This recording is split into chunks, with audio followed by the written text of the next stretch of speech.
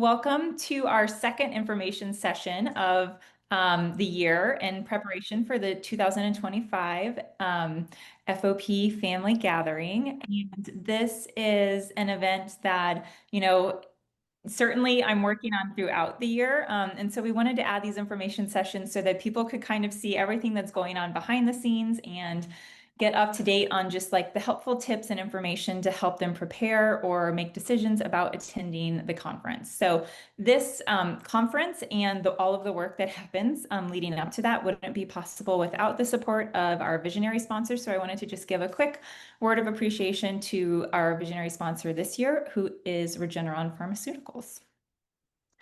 And at the risk of being super cheesy, I thought that this first slide would be a fun one because it does really kind of center our discussion for today. So the family gathering has many different components. There's a lot of education that happens, new learning, but I think at the heart of it really in our community is this core component of connection. And so connection by definition is just a relationship in which people or ideas are linked associated with something else. So obviously FOP is that linking factor that brings us all together. But the relationships that happen with our community through that commonality that we all share, and I know it's not something that any of us would choose, but I think that so many people do an incredible job of, making the most of this relationship that we have. And I don't see that anywhere else as strongly as I see that at the family gathering. So it is certainly a core part of the event. And it's sort of the theme for all of the different offerings that we're going to be talking a little bit more about today. So I wanted to highlight first some of the new things that are coming in 2025. And then I have some guest speakers who are going to be joining me and sharing a little bit more about some of the existing components that Connection really runs really heavily through. So this year, and you may have seen this in emails or social media, but wanted to just take a moment in case there were any questions about it. And because it's so much easier to understand something when someone's really able to fully explain it, to introduce our family lounge. So in the past, we have had, of course, lots of conversations happening around meal times, around, the hotel or conference space sort of dining or evening lounge spaces, the bars. But we wanted to just provide another outlet for families to be able to go kind of step away from the intensity of the lectures that are happening in general sessions, or sometimes, the small group discussions or the workshops, the meals. There's so many people that those can feel really overwhelming. So we wanted to find a smaller, really more intimate space where people could get away to. And that is really what drove the addition of our family lounge in 2025. And so this is a hotel suite that is just kind of off of the meeting room space. It's very close to the indoor pool, and it has a patio that looks out over the indoor pool with lounge chairs so that people can sit there to connect. And we will have beverages and some light snacks in here, and it will be open throughout the day so that if people need to step out of sessions or, between meals and workshops or during workshops, they need to just take a breather for themselves. They can go to this room and just have a small, quiet space to relax. And, we won't necessarily have like mentors in this room to staff it throughout the day because we want people to be as engaged as possible in the programming. But we do definitely anticipate that, there will be kind of a constant flow of people in and out to welcome and greet other people who are in this space. So that is the first new addition that I wanted to introduce while we were all together virtually. And then the second one is a suggestion that came out of conversation with some of our young adults who are planning to attend. And really in the evenings after programs are finished, we have a family meal together or a dinner together. And after the dinner, people are really free to go to bed if they want, to go to the bar or just to sit in the lounge and chat. But we thought it would be a fun way to bring people together in a space that's really not focused on FOP, but focused more on fun. And so that is why we added our rec room. So on Friday night and on Saturday night, we will have a space near the general session where we will be having meals and evening kind of closure for people to go and just participate in one of two different activities depending on the night. So, making it very accessible, something that people of sort of all ages could do. Some of our younger kids may need a little bit more help, but I have figured out the rainbow loom. So I have great confidence that people of all ages can do it because I'm not naturally a super crafty person. But yeah, hands-on activities that are accessible for people with FOP mobility restrictions and people of all ages, but something that's really also very fun and maybe artistic or recreation focused. So we're excited to bring that offering in 2025 as well. And these things are really, those two new things that I brought up are really just supplements. They're there to kind of our goal, is to wrap around care for people during all times of the event and people who are having all different sort of reactions or responses to the information they're hearing. So some people maybe need that quiet space to go and sit, and other people are like, I don't want to go to bed. I'm ready to do more. And they want to stay and hang out in the recreation room longer into the night. So those are new additions, but they really do complement what's happening during the heart of the family gathering, which is the sessions that happen during the day. And particularly in the afternoon is when we like to carve out time for families to have more, direct personal interactions and conversations. And so the morning general sessions are a little bit more, sit and digest and try to take in new information and education as it's being shared. But in the afternoon, it is much more learning from one another and kind of learning by doing in some of the different things we're going to talk about today. But the first interactive session we have on Friday afternoon is our small group discussion session. So these are done by persona. We split all of our attendees up into groups based on dads, or you can see I've included here adult women, and then this one on the bottom is the moms group. And Suzanne Hollywood, who's our first guest speaker, I'm going to be introducing in just a minute. She has led this group for the last several years, and it is our biggest group, as you can see. The moms tend to definitely show up and show out at the family gathering, and so they have a really great presence in this aspect of the event. But this is something we do in our first full day together to really help create some of the connections so that people can have someone to go to as the event's going on, and so they can really start developing deeper relationships. So I am going to stop my screen share so that our first guest speaker can introduce herself. And Suzanne, I'm just going to spotlight you for everyone so people can see you really clearly. Do you mind, Suzanne, just kind of sharing a little bit about yourself and your Sure. family, how you come to the My name's Suzanne Hollywood.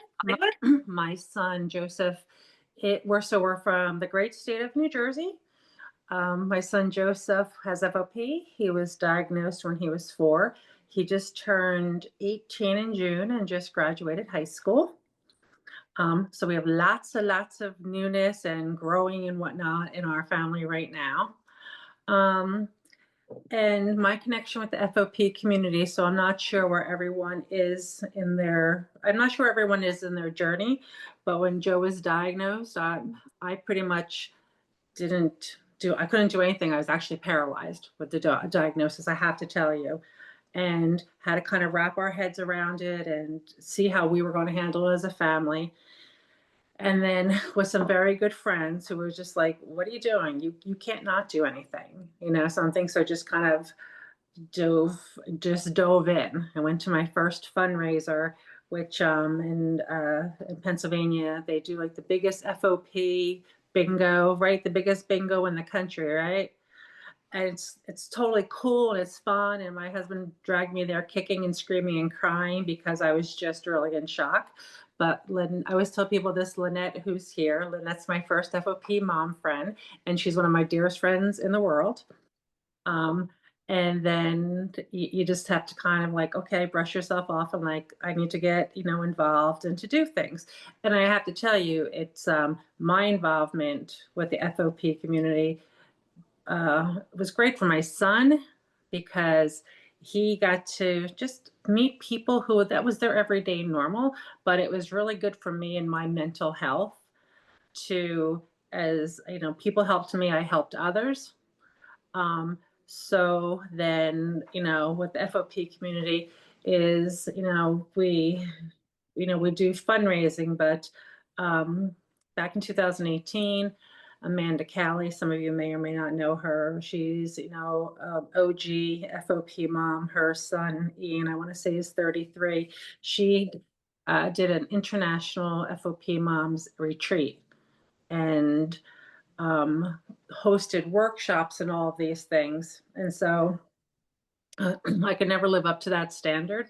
But whenever Hope asks me, will you moderate the FOP Moms group? I just know how much it helped me connecting with other moms and, being really respectful of their journey. Some people are like me and I'm typically not a quiet, reserved person, but I kept my son's diagnosis to myself, my parents, my husband, because I couldn't speak of it. But once I was like, okay. And then I know that I can read people, like some people need their time, but we found, and Lynette can speak to this because she's been in the groups, it's really cathartic and you really get a lot out of it when you can ask other moms.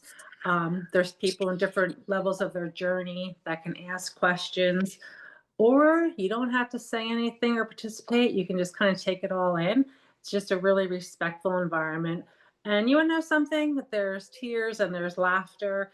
And I always find that you kind of find your people. And that's a wonderful thing, something. Or, you know what, you might walk out of there, you might not exchange phone numbers, but you might remember something that came up and you might reach out to someone in the group or myself or someone that can steer you to answer your question.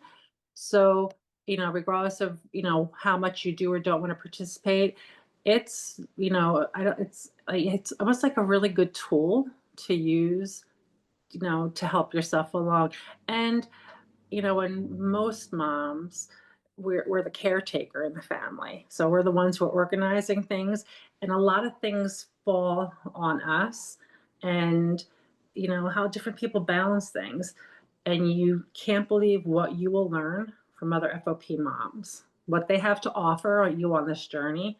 Because for so many of us, it's brand new. Or if this is your first, maybe your child's had FOP for a while, and this is your first gathering, just the things that you learn. And I have to tell you, the best part about it is probably just so unconditional love and camaraderie. I want to say that's probably it. So, and then there's other things. You meet people. I mean, I'm involved in other FOP committees because I had to do something. I always tell people, the people before us, the mothers and the FOP patients before us, they did their part to get us to here. We have to do our part to move forward, and that's just my philosophy. Suzanne, oh, sorry, Suzanne. I was just going to say you are not giving yourself enough praise. Suzanne is involved in various committees.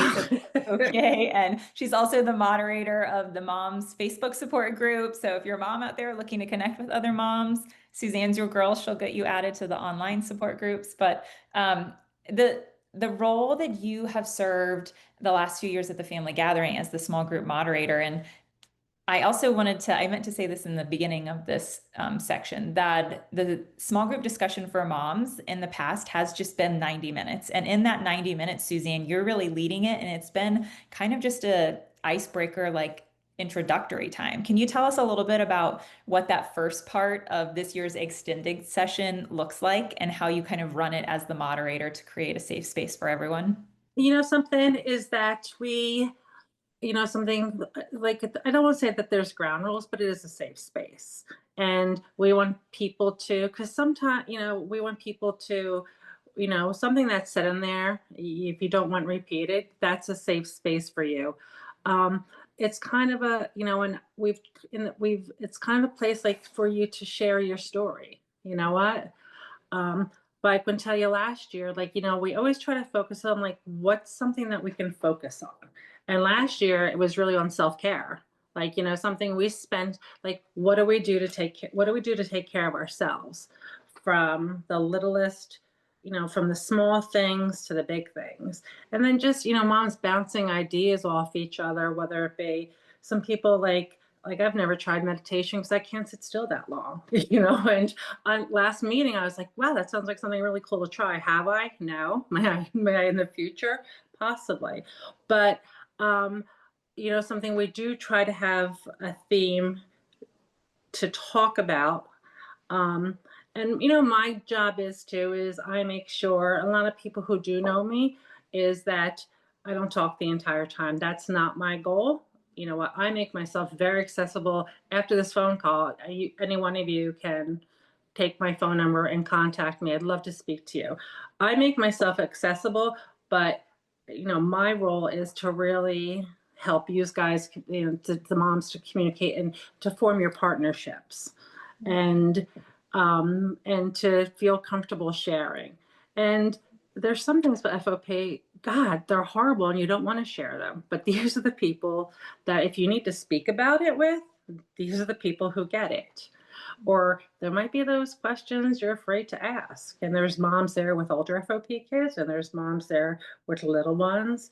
You know, like God, Joey's 18 now, so am I 14 years into this journey? September 2011. I'm like, how did I get here? Um, but there's some questions you just want to ask. And during icebreakers, during conversation, you might be, and any mom, you might be like, oh, I want to circle back to that. I don't know the ages of your children, but my son just got his license back in December. I can talk to you about that.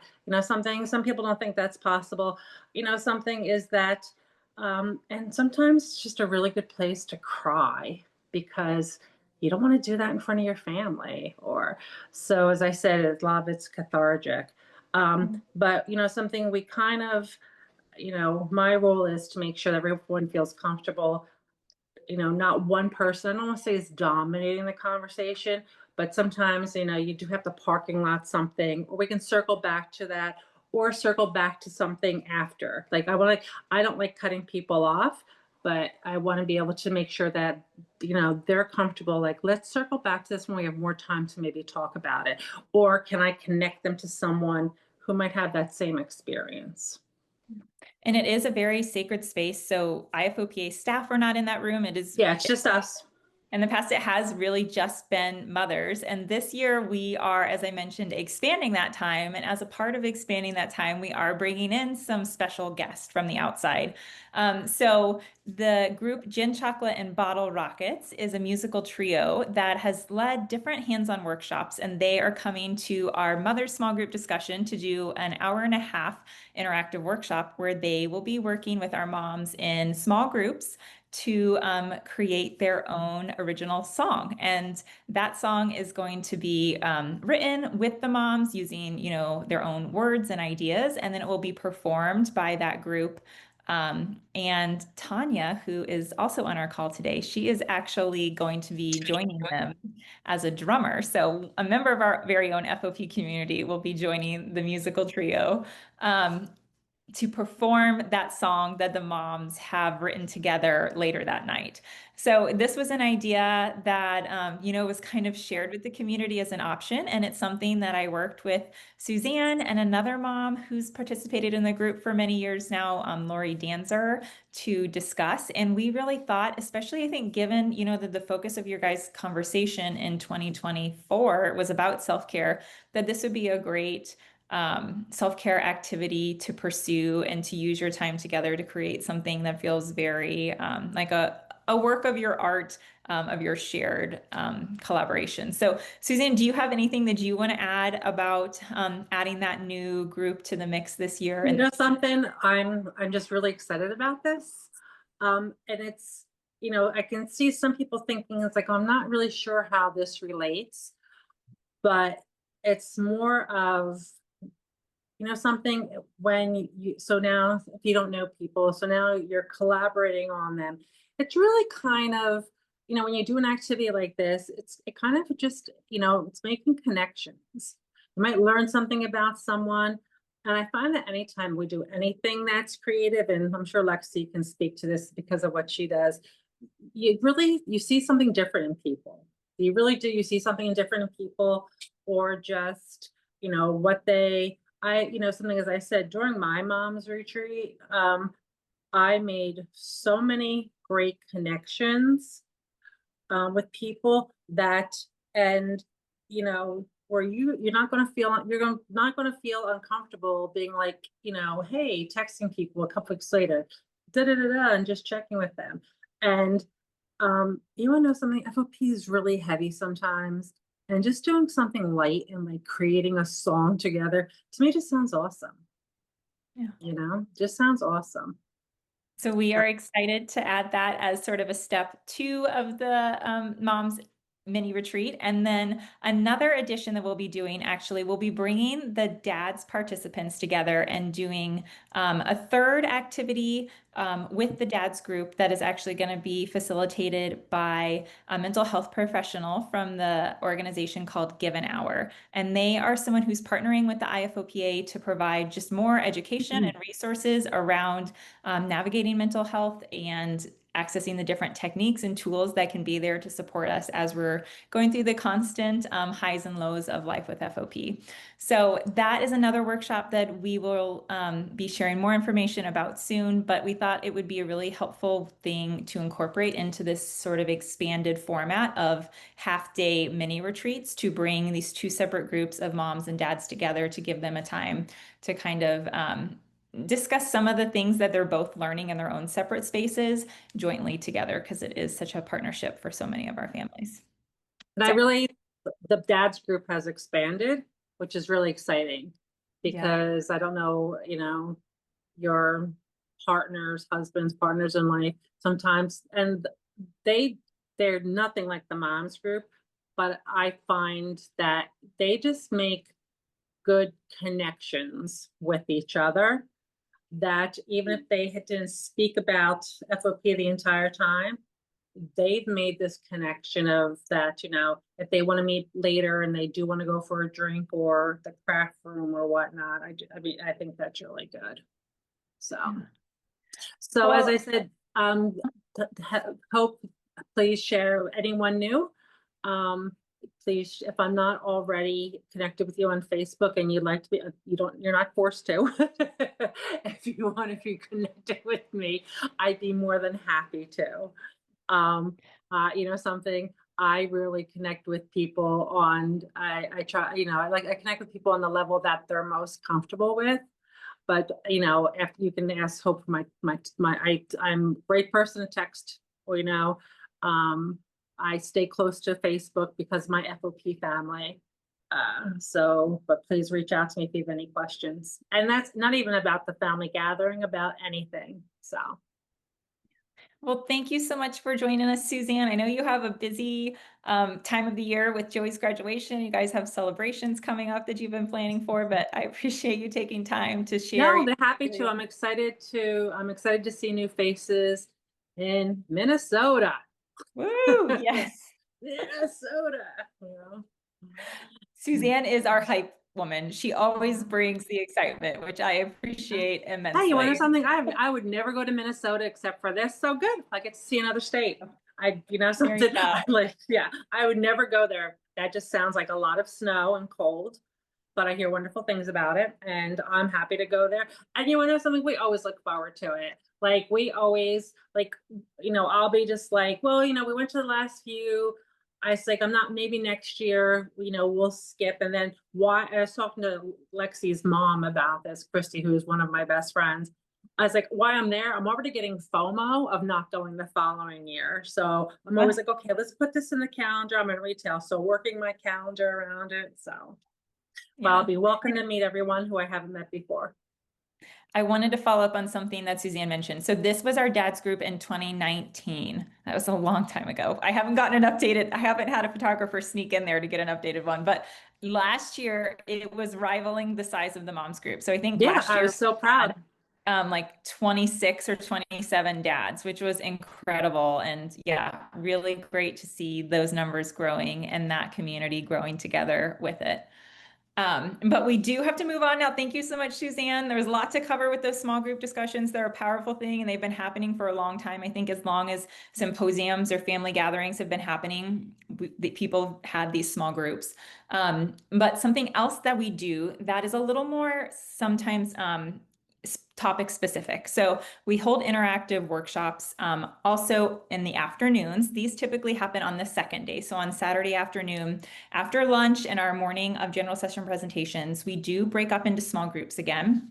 And these are some photos of last year where you can see we had a technology, a create your own tool, and a nutrition-based workshop.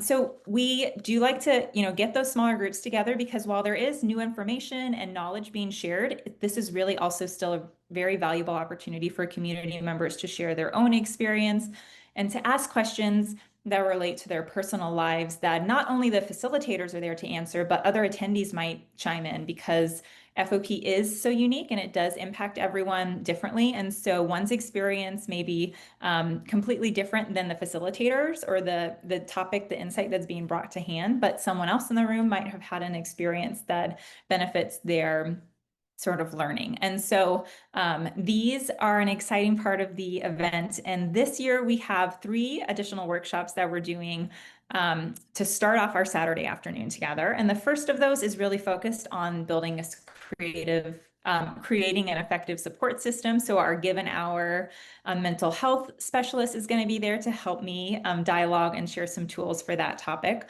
We are doing a workshop on drug discovery because the FOP community is going through such a interesting time in the clinical trial phase where, a lot of data is being gathered and really examined and being prepared, hopefully, to be shared with regulatory bodies. And so as that process is happening, sometimes there's not a lot of new news to share, but there is a lot of stuff happening behind the scenes. And we want the community to be aware of that just to kind of help them track and be prepared for the next steps as those happen.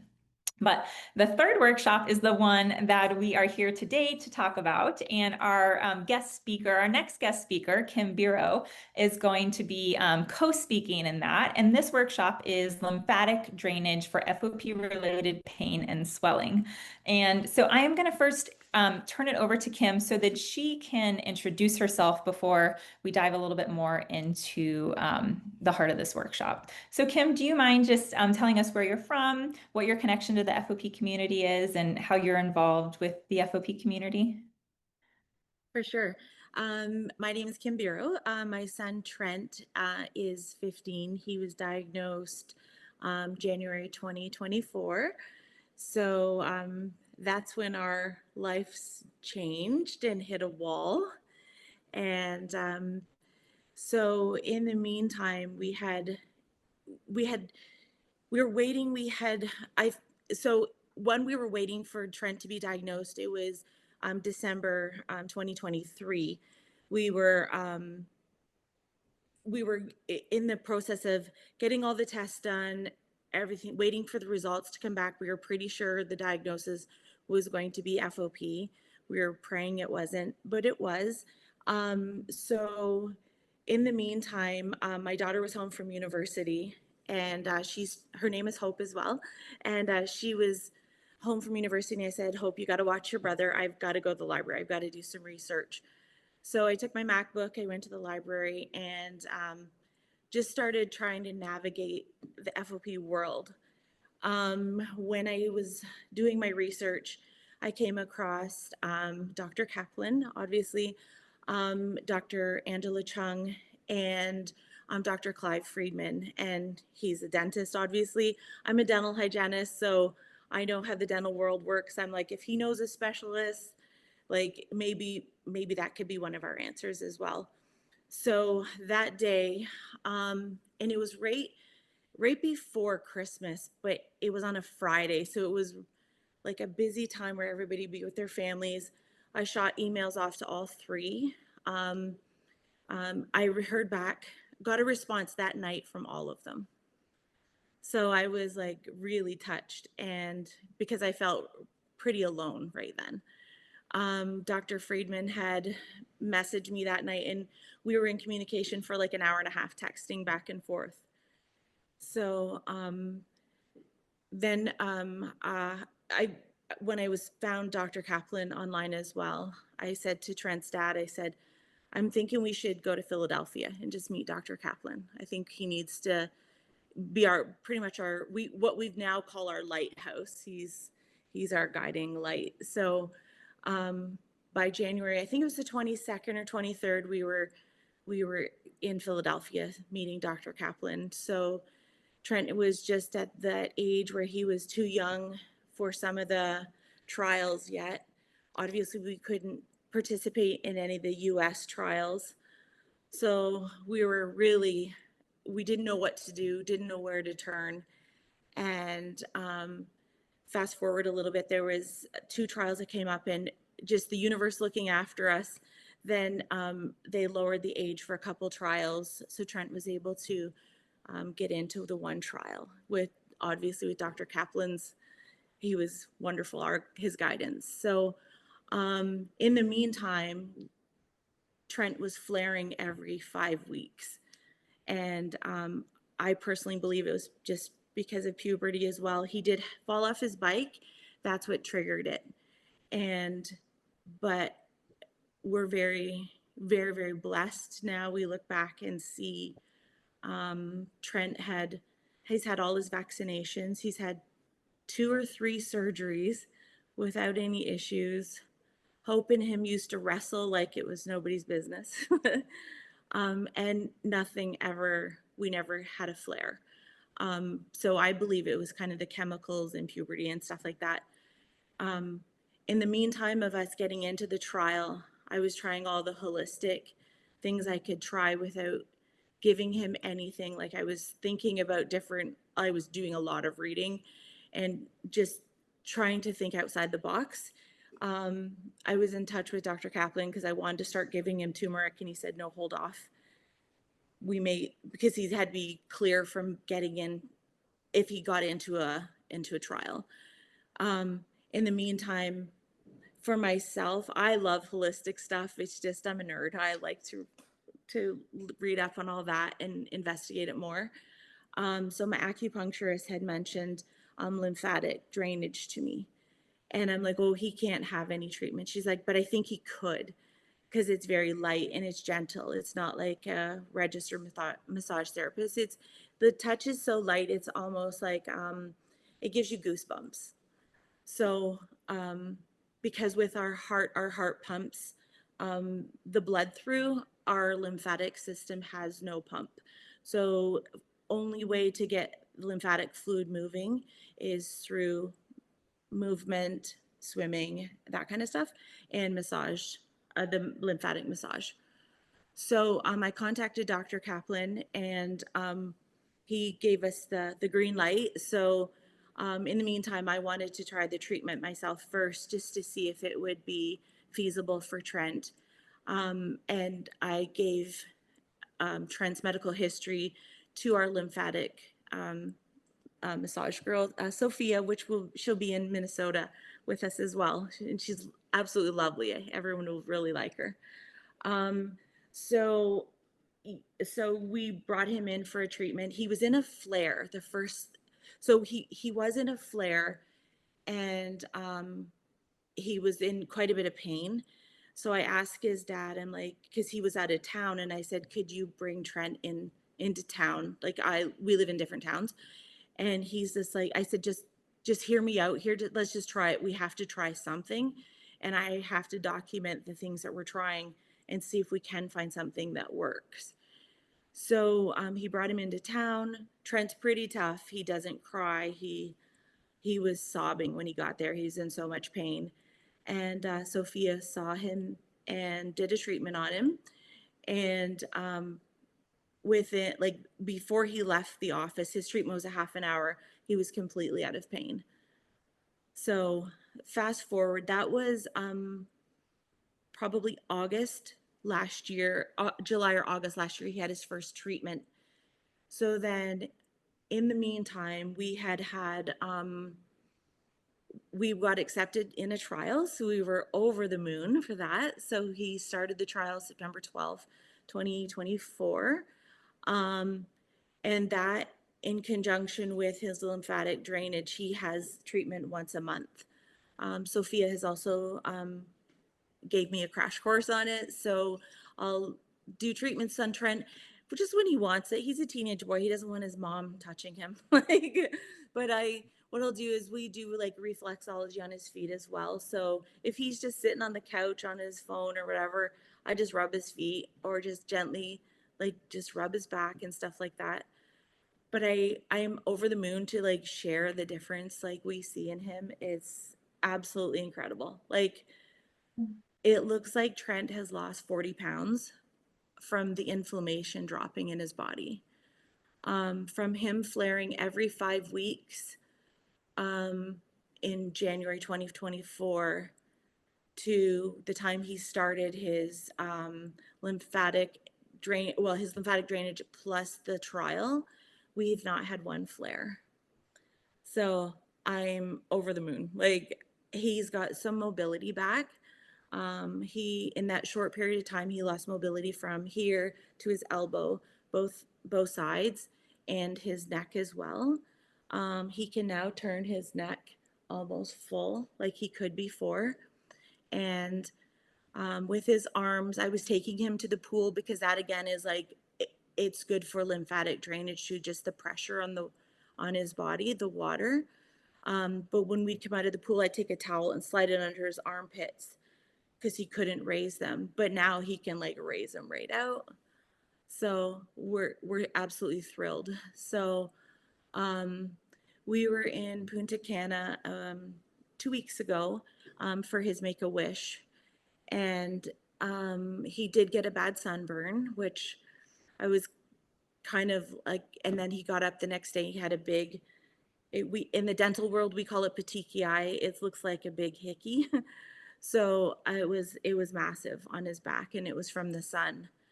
And of course, all you FOP moms, family members know that feeling where you kind of go into panic mode. But he did not flare. So give him a couple Advils and he was good to go. But yeah, another thing for Sophia, how she describes Trent's, she said there's different like layman's terminology they use to describe the texture of the body and the skin. And Trent was always like pretty, like when you felt him, he was hard. And I don't know if anybody else has noticed that with their FOP or,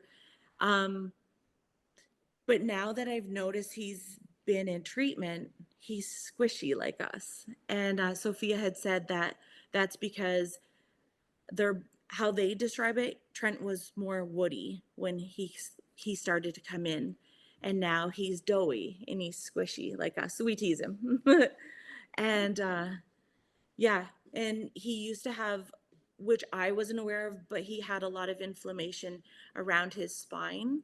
So he was kind of getting that look where he was a little bit more forward.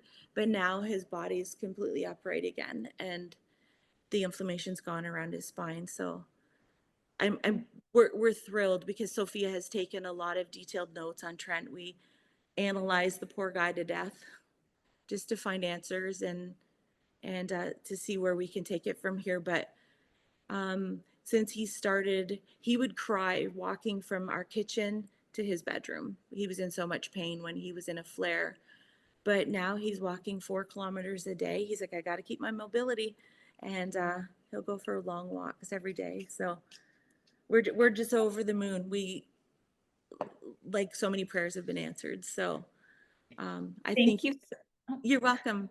You're So I was welcome. going to thank you. You're answering my prayers by sharing your story and being a part of the family gathering and bringing Sophia into our community to help others learn from her. And I know that I had several kind of like questions to take us through it, but you shared it all. You were so organized and so beautifully able to kind of convey your guys' journey. But Yeah, I like think I'm Googling all this as you're speaking.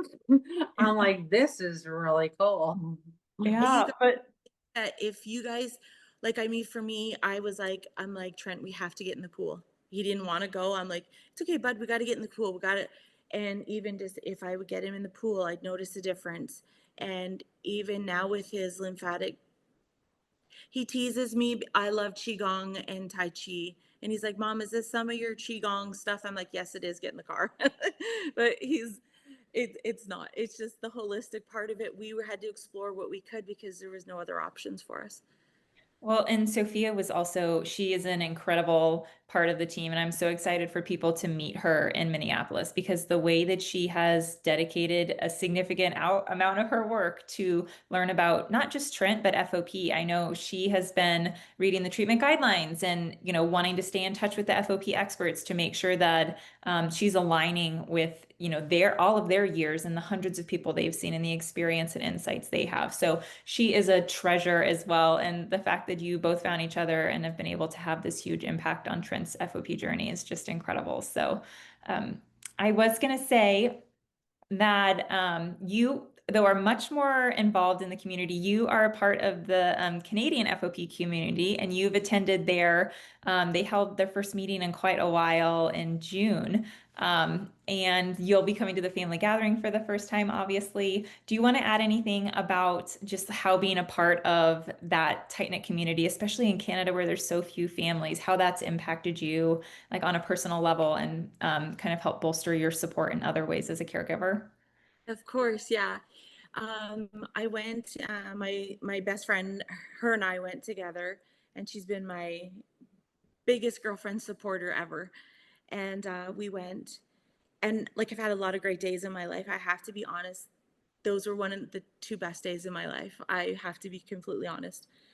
The amount of passion and love in one room, it was like it brought tears to my eyes, honestly. The amount that we all came together with the same end goal.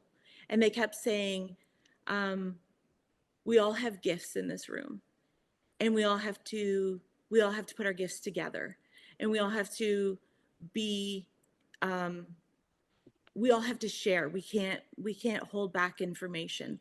We have to work as a team. And like honestly, I I was over the moon. I'm like, I come home and I was telling Jeff, I'm like, these are my people. They're my people. Like I found my people. I love dentistry. That's my profession. But I love this even more, honestly. And the passion that was in the room was unbelievable. And I've really hit it off with Dr. Friedman as well. And we yeah, we've shared lots of ideas. And yeah, I can't say enough about the community, what they've done for our family and made us feel welcome. And if we can give back as Dr. Kaplan has given to us, that's my goal. And I said to Trent, we're on a mission to find a cure. And he's like, he's very much an old soul, and he's so authentic, and he previous to FOP. And he said, Mom, I'm the reason there's going to be a cure. And I'll just tell a quick story, and then I'll be done. I was taking him out for dinner, and this was back in the fall last year. And he said, can I tell you a funny story? I'm like, yeah, of course you can. He's like, one day when I was looking on Google about when he was 8 years old, he goes, I was an ad for Inside Edition came up, and it was Dr. Kaplan. And I saw this ad, and I saw my feet on there. And he never shared this with us. And he's like, oh my gosh, those are my feet. That's what I have. But we had no inkling because he had no symptoms at all. It was just his feet. And he watched the video. It's about a 7-minute video. It's still online. And long story short, he said to his dad, what are you and Mom going to do for me? And he said, we're going to take you to meet a doctor. And he goes, just a minute. He went and grabbed his phone. He goes, is this who we're going to see? I already know who he is. And yeah, so he's our old soul. He knew about Dr. Kaplan. I think he had an inkling about his FOP years before we even knew. So yeah. Everyone's going to want to talk to Kim at the family gathering. Kim, you're never going to get a moment of quiet because everyone is going to find your story and your experience fascinating in so many different layers. So I need to pop off. yes. Something is just, I'm traveling this evening. It's been such Kim, I'd love to connect with you. Absolutely. Yes. Are you on, so I didn't see you on social media because I was searching you up. You social media not? Yes, I have I'm had a different last name. It's not Biro, but Okay. I'll I'm look you Suzanne up. Hollywood. I'll Find friend you. me, or Hope can help you find me. Okay. Anyone, yes, guys, I would love to connect with you. As if I'm like looking for people as we're talking. Um, but I look forward to meeting people. But as a resource, new connections, being one of your people, I'd love that. Hope you know that you're one of my favorite people in the entire world. My girl Lexi. And I gotta bounce, kids. You have a great Bye, day. Suzanne. Thank you. And thank you again, Kim, for joining us this evening. I know you had work and you have lots of other things going on, so we appreciate you taking the time to be Thank here. you. And I did want to plug that Dr. Friedman, the one that Kim has spoke so highly of, will also be at the family gathering this year in Minneapolis. He'll be leading the FOP dental, like Ask a Specialist meetings. And as a part of those specialists, we have dermatology and a dental experts there. So Kim and Dr. Friedman from Canada will be joining us and bringing their magical FOP Canadian spirit to Minneapolis, which we love. Um, Now, last but certainly not least, I did put this last because I know that we have some folks on the call who maybe don't have youth or pediatric kiddos with FOP. And so if you are not fun zone aged, feel free to drop off. I've done all my housekeeping at the front, but it's worth to stay because I almost said Gonzalez, Alexis Popp is our incredible fun zone leader, and she is a beautiful person to meet and to know. Before I introduce her, I just wanted to kind of set the background by telling you all a little bit about the Fun Zone. So we started the Fun Zone in 2018, and it was just the Fun Zone at that time. It's now expanded to also encompass the Teen Zone, which we won't be specifically focusing on today. Today, we're kind of just sharing a little more information about the Fun Zone, but it has evolved over the years and has just been really, I think, a fan favorite from day one, but grown in a lot of the ways that we do programming and create a special space for our pediatric attendees, both individuals with FOP and their siblings. So here's just a few photos. You can see we try to incorporate things like adaptive tools. We bring in outside entertainment. This year we were in Orlando. We had a magician, but we've had other science or animal-based facilitators in the past. And it's always just a variety of programs to make sure that we're able to kind of meet everyone at their own different stage and interest. And we are able to do all of that because of the incredible facilitation of our Fun Zone leader. So Alexis Popp, did I pronounce your new last name correctly, Alexis? Is that? Yes. Okay, Alexis just got married. So everyone send your newlywed congratulations her way. She is our Fun Zone leader, and I am gonna stop my screen and Alexis, let you share a little bit about your connection to the FOP community and especially your background that has made you such an incredible gift to us in this way. Oh, thank you, Hope. For those of you who don't know me, my name is Lexi. My mom is Christy. My dad is Rico, and I have a sister who is Lily. And then my 14-year-old brother, AJ, is the one with FOP. So he was diagnosed when I was 12, and I am now 27. So I've been involved with the FOP world for about 15 years now. Kind of similar to Suzanne, as soon as AJ got diagnosed, we went to FOP bingo in Pennsylvania. We live in New Jersey, a little bit further from Suzanne. She's up north, we're down south.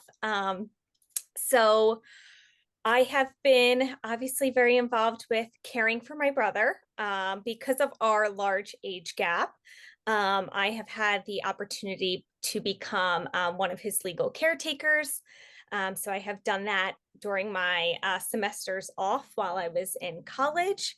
That even trickled down to becoming his one-on-one aide during summer camp so he could attend summer camp alongside of his peers at the school. And which kind of led me into my career path. So I attended Temple University in Philadelphia, Pennsylvania, I got my master's degree in recreational therapy, became a certified recreational therapist, and then took a couple extra classes and also became a child life specialist. So with all of that, we started with Hope. We connected at the family gathering and started this fun zone.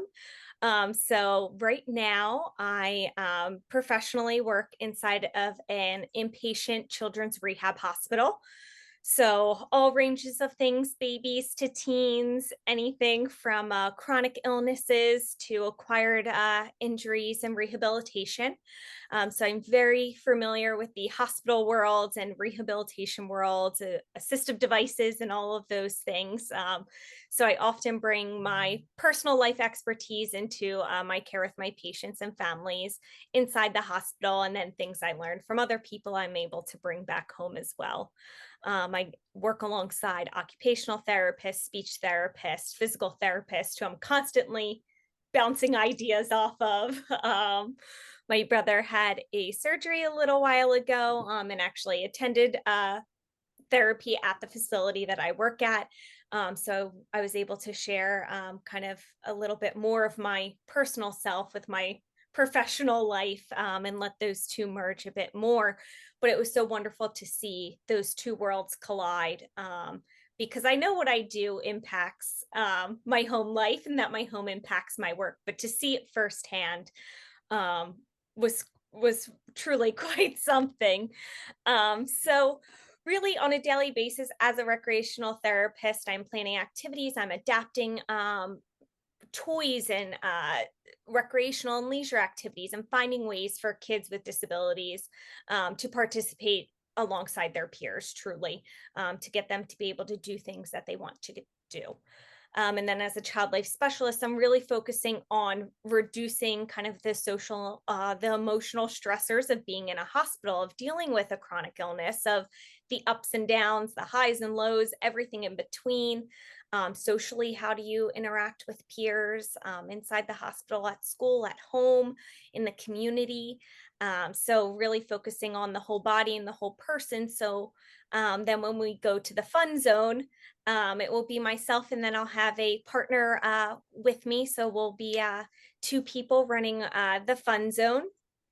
And you guys will be able to meet us beforehand. So we come a little bit early. We like to set up the fun zone, make sure all the activities are organized and laid out, and then we will host a meet and greet.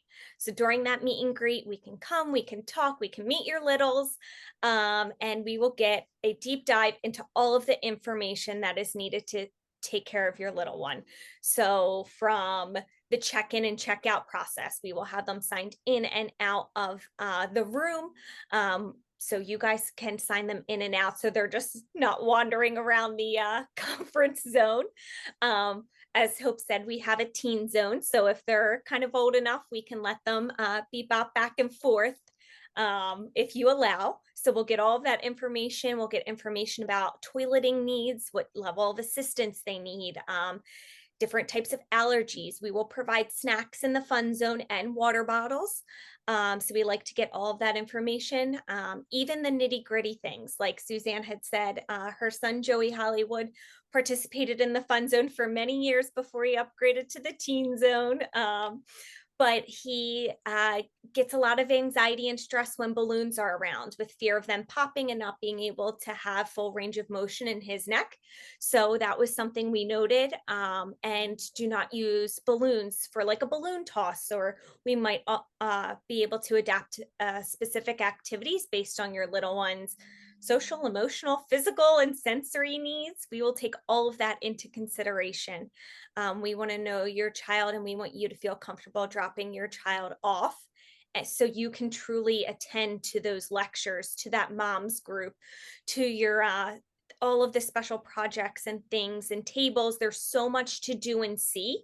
And this is a time where your little one can connect with others. And it's truly amazing. We have so many different activities, from arts and crafts to building Legos and blocks. We do structured activities. So we will have times where we're all sitting at the table playing with kinetic sand, and doing an activity. And we have time for free time. So this is when there's tons of activities laid out on the floor, across the tables. Sometimes we'll even break out into small groups for little ones who want to do a story time, and the big kids who want to play Guess Who and Connect Four.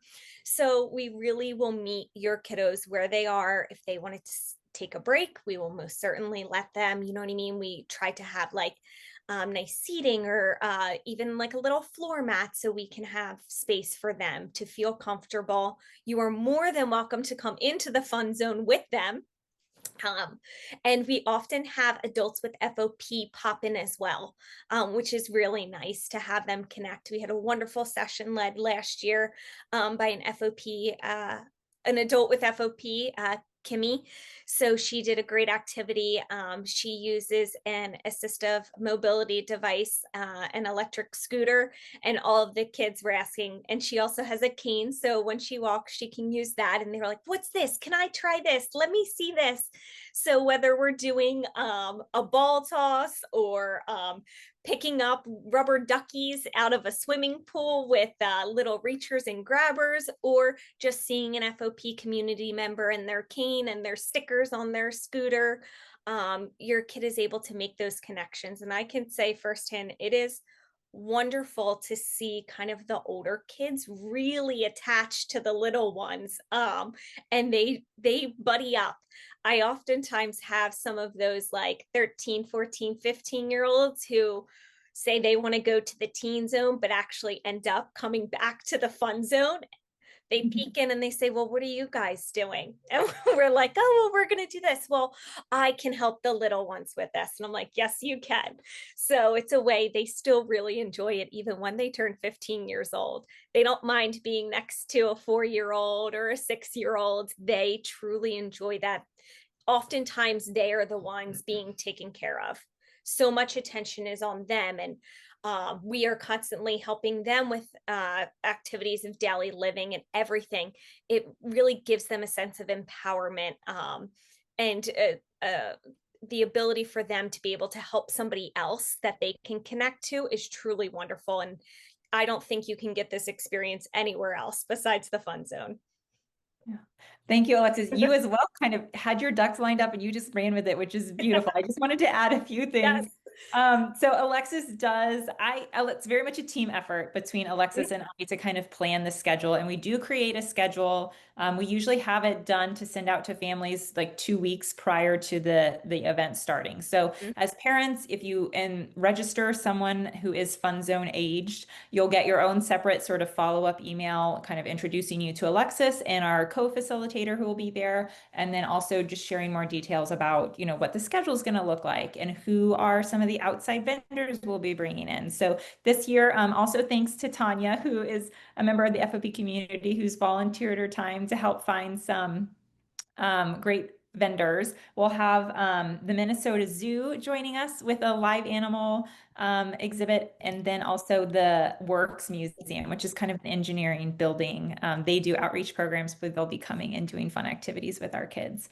So great additions there. And I wanted to get to John's question, but first, the Fun Zone hours. So the Fun Zone, we do have that open house sort of meet and greet on Thursday evening, but then it opens 15 minutes prior to our general sessions, and it closes like 10 minutes after the end of workshops. So it's really like a drop off and go to session, and then we give you time to come back and get them at the end of the day.